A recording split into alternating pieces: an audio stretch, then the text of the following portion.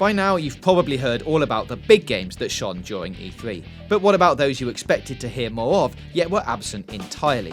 These are the 12 big hitters that didn't rock up at LA's Super Show, and when you can expect to hear more from them. Red Dead Redemption 2, or Red Dead 3. There have been murmurs about a Rockstar Cowboy sequel for months, years even, with the rumour gaining more traction after this apparent in-game map leak back in April.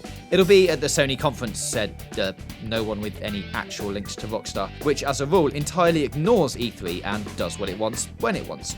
Sure enough, Red Dead Redemption 2 didn't show, and Sony VP Adam Boyes has rubbish talk that it was axed at the last minute, saying the length of content we showed has been locked and unchanged for months. We don't doubt that it's coming, but much like GTA 5, it will almost certainly be announced with a trailer rather than attached to a Megabucks industry event, so you can safely ignore any insider confirmation of it being at Gamescom in August.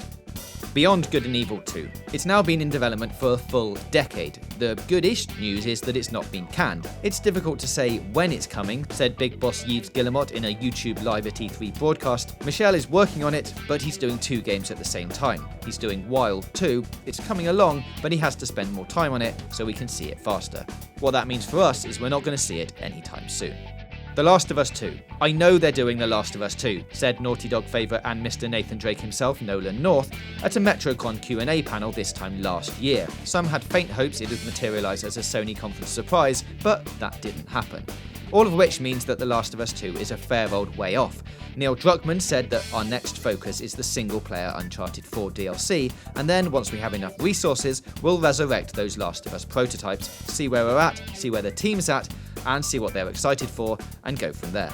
So best put those clicker-culling dreams to bed until E3 2017 at the earliest. Sorry guys. Shenmue III. Creator Yu Suzuki and co-producer Cedric Biscay collectively revealed in March that Shenmue III's story was 95% complete, but they had no plans to showcase anything in Los Angeles. The info is that it's still due in December 2017, and should by all rights be goddamn good, considering it's being co-funded by Sony and $6.3 million Kickstarter dollars. Crackdown 3.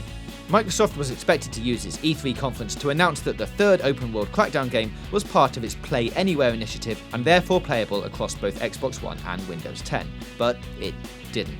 Instead, Regent Games creative director Dave Jones took to the game's official website to blog about a further delay brought about by issues fine-tuning online play.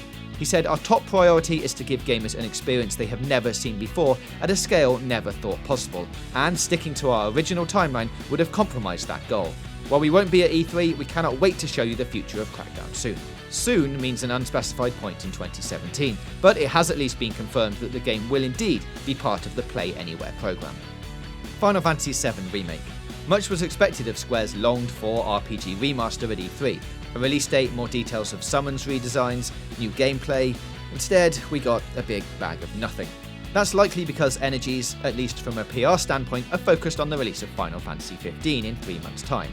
But we'd be shocked if it didn't have a presence alongside Final Fantasy XV at this year's Tokyo Game Show on the 16th and 17th of September.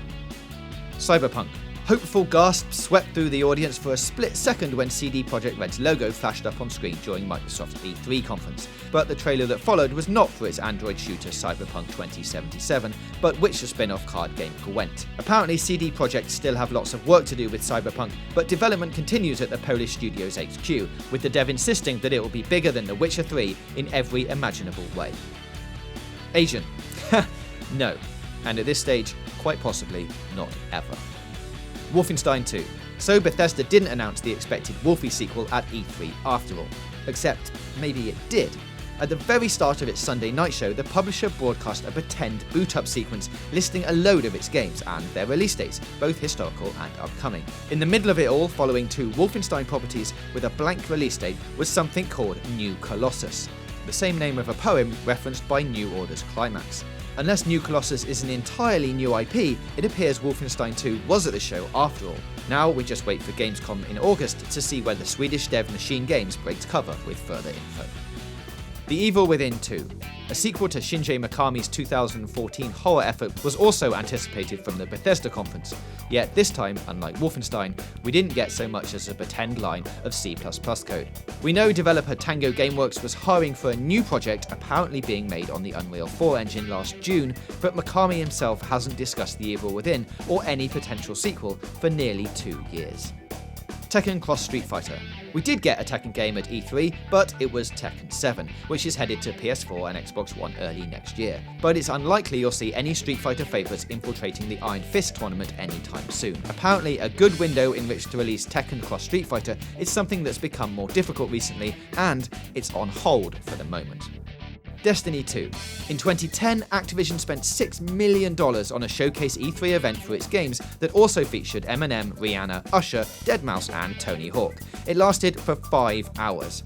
6 years later, it didn't even have a conference, instead slotting new Call of Duty Infinite Warfare footage into Sony's show and quietly dropping more info on the upcoming Rise of Iron DLC, which hits September 20th. You can nonetheless bet your bottom Glimmer that Destiny 2 is definitely coming in 2017, but beyond that, there's little info about it.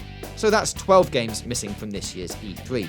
Were you expecting anything else? Let us know in the comments below, and don't forget to subscribe for more gaming news, reviews, previews and features right here on GamesRadar Plus.